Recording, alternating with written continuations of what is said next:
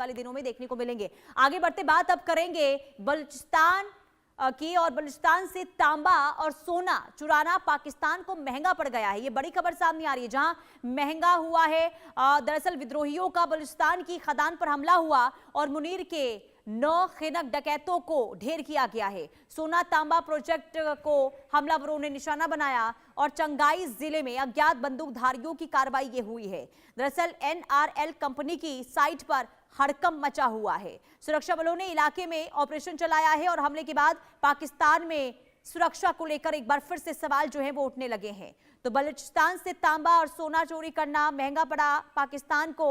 और आपको ये बता दें कि लगातार जिस तरीके से स्थिति पाकिस्तान के अंदर भी बनी हुई है, और ऐसे में हालात दिनों दिन खराब पाकिस्तान की होती हुई नजर आ रही है।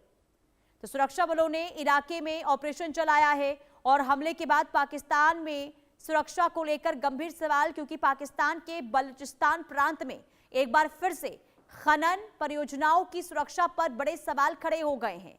चंगाई जिले में सोना और तांबा निकालने वाली एक खदान पर अज्ञात हमलावरों ने हमला कर दिया, जिसमें 9 खनिकों की मौत हो गई है और ये सभी मजदूर खदान में काम कर रहे थे।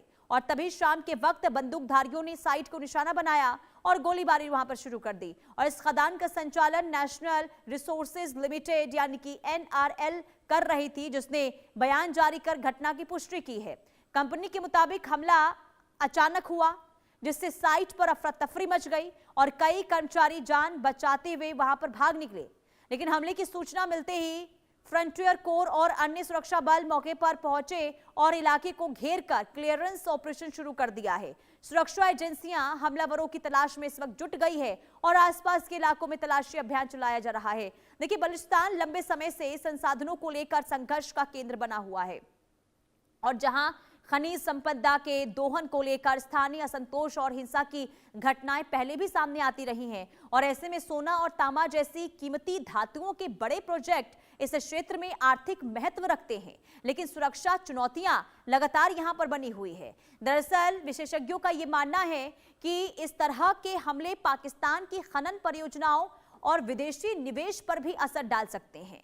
बलूचिस्तान में पहले भी गैस पाइपलाइन, खनन साइट और सुरक्षा बलों पर हमले होते रहे हैं।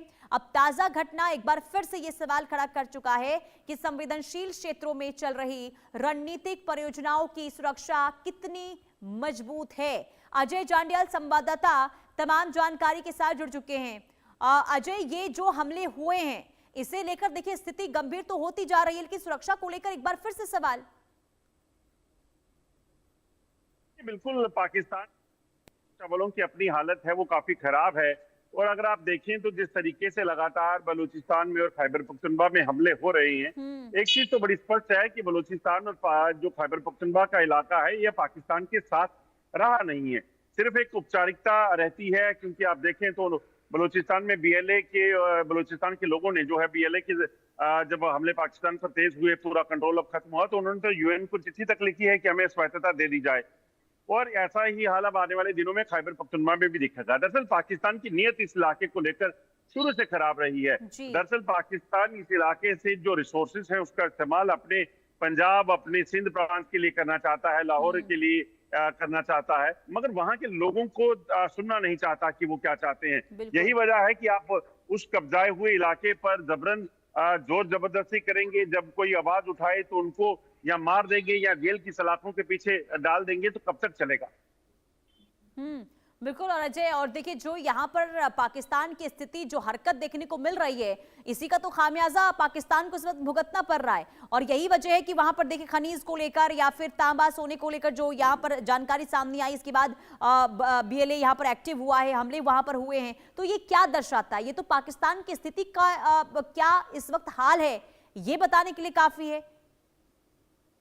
देखिए, बिल्कुल आपको बताऊं कि बलूचिस्तान सबसे रिचेस्ट जो एक एरिया माना जाता है पाकिस्तान का, जहां पे मिनरल्स के हिसाब से बात की जाए, खनिज के हिसाब से बात की जाए, गोल्ड के हिसाब से बात की जाए, चांदी के हिसाब से बात की जाए, तो इन इलाके में काफी तांबा सोना जो है वो यहाँ दिखा गया है। तो इसी के बाद पाकिस्तान ने इस इलाके को प्राइवेट कंपनियों को देने का सिलसिला शुरू किया था। जब पाकिस्तान की अपनी नहीं चली तो पाकिस्तान ने पहले चीन को उसको बेचा, फिर उसके बाद अब अमेरिका के जरिए वहां से इन खनिज को के जरिए सोना तांबा जो है वो हासिल करने का प्रयास कर रहा है। मतलब पाकिस्तान को वहां के लोग नहीं चाहिए, पाकिस्तान को सिर्फ चाहिए वहां का जो रिसोर्सेज हैं, सो दैट पाकिस्तान की जो पंजाब सिंध की हालत है उसको सुधारा जा सके। तो ये जो पॉलिटिशियन जो करते हैं, यहाँ की सेना जो करती है, इस चीज को आखिरकार आम लोग भी तो समझते हैं। और यही वजह है, जब आम लोगों की समझ आता है तो फिर किस तरह से रिएक्ट होता है। यही वजह है कि लगातार हमले पाकिस्तानी सेना पर हो रही है। पाकिस्तानी सेना के काफिले, पाकिस्तानी गाड़ियां, अगर बात की जाए क्वेटा में जैसे हमने देखा, या फिर अब तो शिप्स को भी टारगेट करना शुरू कर दिया है। नहीं, ये तो यही हो गया ना अजय, कि एक तो आप वहाँ के लोगों को मूलभूत सुविधा दे नहीं रहे हैं, वहाँ के लोगों को, वहाँ की आवाम को आप नजरअंदाज कर रहे हैं, और जो वहाँ की आर्थिक सोर्स है आप उसे भी चुराने का काम कर रहे हैं, उस पर भी आपकी नजर बनी हुई है।